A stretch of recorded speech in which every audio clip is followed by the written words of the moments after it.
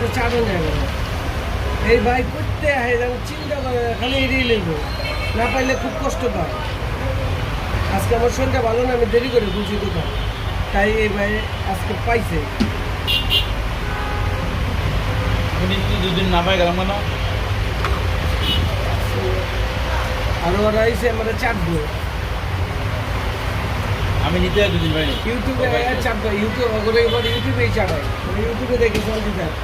খায় আমার লোক সারা